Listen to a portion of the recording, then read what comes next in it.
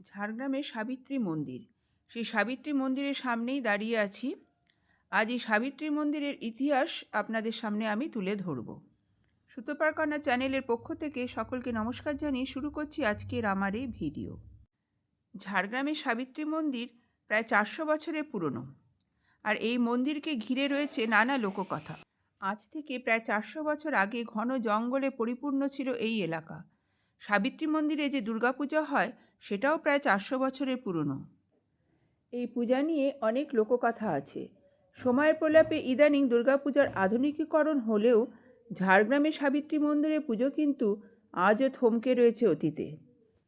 রাজপুত যোদ্ধা সর্বেশ্বর সিংহ পুরীর জগন্নাথ মন্দিরে পুজো দিয়ে ফেরার পথে এই জঙ্গলমহলে থেকে যান এবং ঘন জঙ্গলে হঠাৎই তিনি অপূর্ব সুন্দরী এক রমণীকে একা দাঁড়িয়ে থাকতে দেখেন। তার রূপে মুগ্ধ রাজা 7-5 না ভেবেই তাকে বিয়ের প্রস্তাব দিয়ে ফেলেন। রাজার কথা শুনে সেই রমণী শর্ত দেন, রাজা সামনে পথ দেখিয়ে তাকে নিয়ে যাবেন আর পিছনে পেছনে তিনি যাবেন। কোনো অবস্থাতেই রাজা যেন পেছনে ঘুরে না তাকান, তাহলেই কিন্তু বিপদ ঘটবে। শর্ত মেনেই রাজা ওই রমণীকে পেছনে নিয়ে তার রাজ্যের উদ্দেশ্যে রওনা দিলেন। বেশ কিছু পথ চলার পরে রাজার মনে হলো ওই রমণী কি তাকে ছলনা করছেন। পিছনে তো কোনো আওয়াজ নেই। ভাবতে ভাবতে হঠাৎই পেছন ঘুরে তাকিয়ে দেখেন রাজা। সঙ্গে সঙ্গেই ঘটে এক অদ্ভুত ঘটনা। তিনি দেখেন ওই রমণী ধীরে ধীরে প্রবেশ করছেন মাটির নিচে।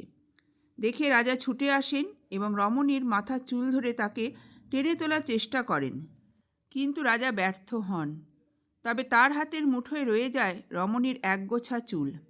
রাজা বিস্ময়ে বিমূঢ় হয়ে যান এবং বোঝেন ইনি সামান্য নারী নন, কোনো দৈবী বিষয় এর মধ্যে রয়েছে। কিন্তু ওই রাতেই স্বপ্নে দেবীর দেখা পান রাজা। স্বপ্নাদেশ পান জঙ্গলে পাথরের ওপর ওই কেশরাশি রেখে পূজা করার। সেই থেকেই সাবিত্রীর পূজা শুরু হয় ঝাড়গ্রামে। পরবর্তীকালে গড়ে ওঠে মন্দির। দুর্গাপূজার জিতা অষ্টমী থেকে চণ্ডীপাঠ এবং যজ্ঞ শুরু হয়। এখানকার পূজায় বলি দেওয়ার রেওয়াজ রয়েছে। দুর্গাপূজার সন্ধি পুজোতেও বলি দেওয়া হয়। দশমীর দিন পাটা বিধা হয়। একটা কলা গাছকে রেখে তার মধ্যে তীর ছুঁড়ে মারা হয়, অর্থাৎ অশুভ শক্তি বিনাশ করে পুজোর সমাপ্তি হয়। মা সাবিত্রীরই আরেক রূপ যেহেতু দেবী দুর্গা, তাই দুর্গাপূজার দিনগুলি এখানে ধুমধাম করে পুজো হয়। তবে এখানে দুর্গামূর্তি পুজোর প্রচলন নেই, পটেই পুজো হয়। অনেকেই এই পুজোকে তাই পটেশ্বরীর পূজা বলে থাকেন।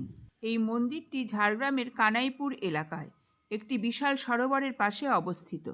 আর প্রথম থেকেই মা সাবিত্রীর চুল পুজো হয়ে আসছে এখানে। মায়ের শুধু মুখের অংশটুকুই দেখা যায় এখানে।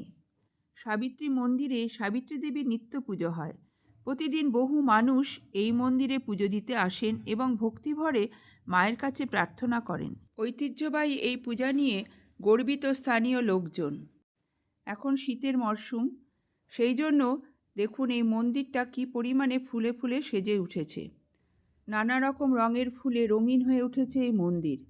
মায়ের এই জীবন্ত মূর্তির সঙ্গে এই ফুলের যে বাহার, এটা যেন মিলেমিশে একাকার হয়ে গিয়েছে। শেষ করছি আজকের আমার এই ভিডিও। যদি ভিডিওটি ভালো লেগে থাকে তাহলে চ্যানেলটি সাবস্ক্রাইব করে পাশে থাকবেন। সকলে ভালো থাকবেন, সুস্থ থাকবেন। পরবর্তীকালে অন্য কোনো ভিডিও নিয়ে আবার আপনাদের সামনে হাজির হয়ে যাব। ধন্যবাদ।